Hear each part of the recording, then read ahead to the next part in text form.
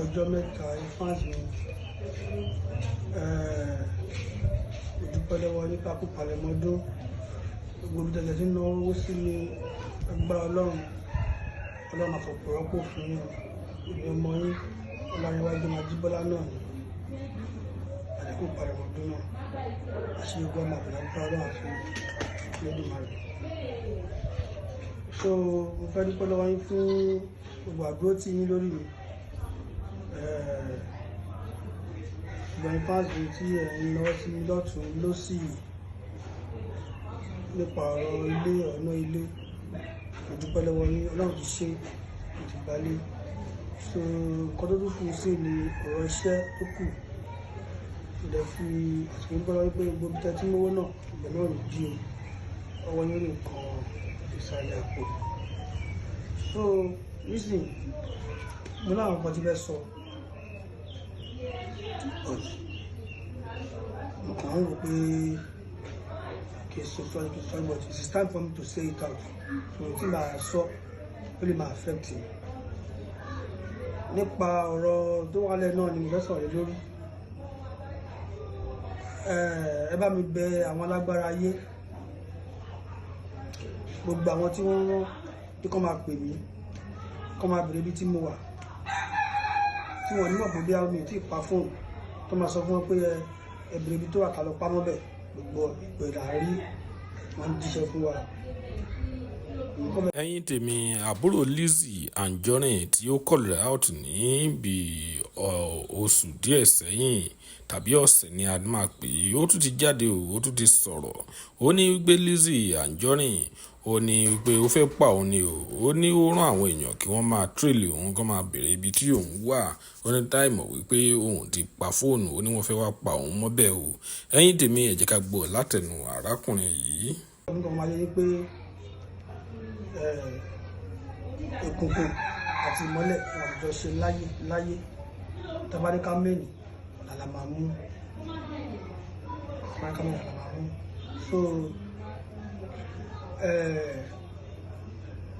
gbogbo ọlọ́pàá tọ́rọ jọ́ mi fún gbogbo tó mẹ́jọ́ mi lọ gbogbo ẹni mò ń gbọ́, gbogbo ọlọ́tọ́ pamọ́ mi gbogbo ẹni mò ń gbọ́, gbogbo ọ sọ pé tó bá kó fún ma náwó gbogbo ẹni mò ń gbọ́. So mi ò dẹ̀ bẹ́ẹ̀ ni wọ́n kan jà, ṣùgbọ́n ṣáà tí bá béèrè jà máa fún yín níjà ò jà gbà mí.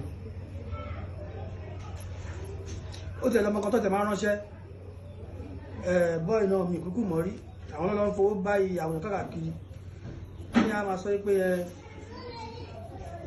a máa sọ pé kò lè ṣiṣẹ́, kò lè ṣe gbá, kò lè ṣàwó, ìkòkò bá bá sásùn.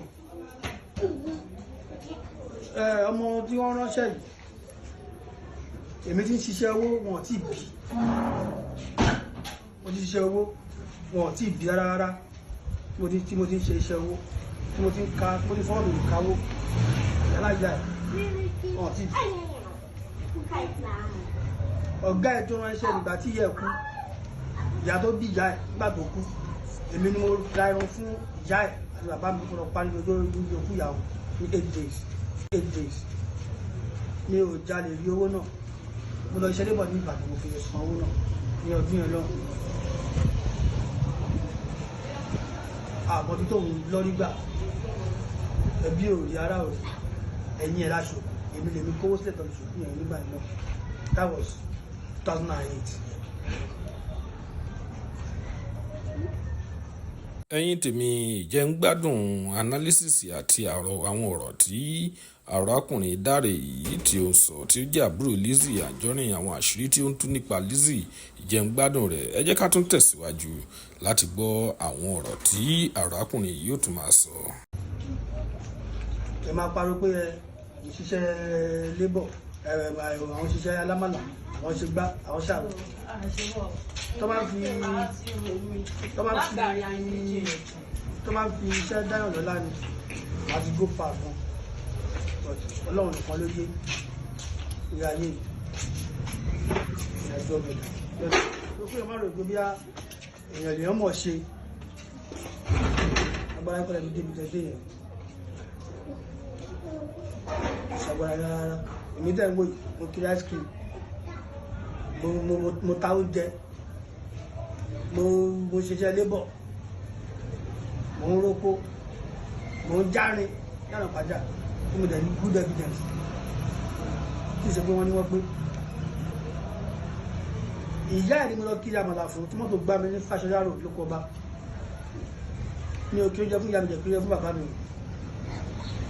ìyá ìbùkún ni mo lọ kí ó jẹ fún tí mọ́tò gbá mi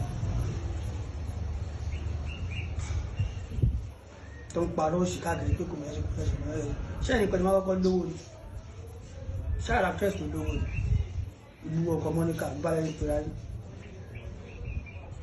màmá ọmọ ọlọ́mọ àgbé wọn ṣépè ẹ máa ń fi máa fi pèrè ẹ máa ṣe gbogbo ẹ ń forí àwọn ọmọ tí gbogbo ẹ fi ń gbèpè ìfìdónà ẹ ń forí àwọn ọmọ yẹn fi ń gbèpè ẹ ń parọ́ pé Àríjàn ẹ máa ń gbé báàgì ẹ ń gbọ́ Àríjàn bẹ́ẹ̀ ń bá yín gbé báàgì irọ́ funfun báláwo ni ọ̀gá Àríjàn jẹ́ sí àwọn ọ̀gá ẹgbẹ́ tó gbà yẹn tàbá wọn paragon tàmú àlàsárì àmú Àríjàn àti ìbẹ̀rẹ̀ wọlé adé àjàsà Àríjàn máa ń gbé báàgì irọ́ pátápátá lẹ̀ pa. ẹ máa lọ́dọ̀ sọ lọ́jọ́ òkú jẹ lẹ́kọ̀ọ́ ẹlẹ́ni sinmi ojúmọ́ náà ń gbé yàgò sí ìyàbò tó ṣépè àtọmọ àtọkọ ẹ̀ wọ́n dẹ̀ ń ṣoríire sí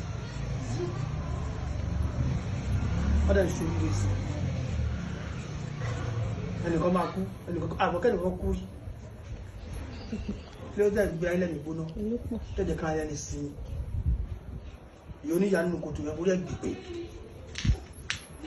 ẹ̀ẹ́dálé bàbá